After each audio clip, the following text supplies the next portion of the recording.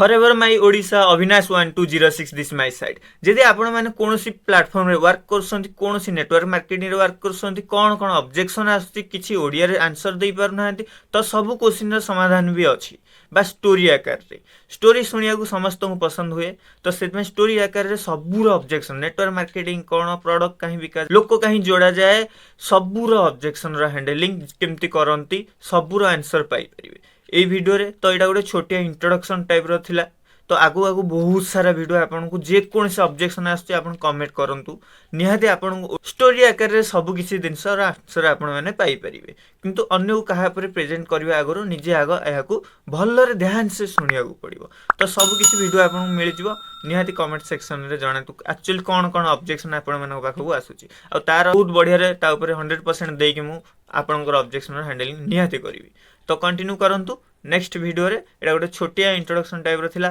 Forever my Odisha Avinash 1206 this my site तो continue करंतु।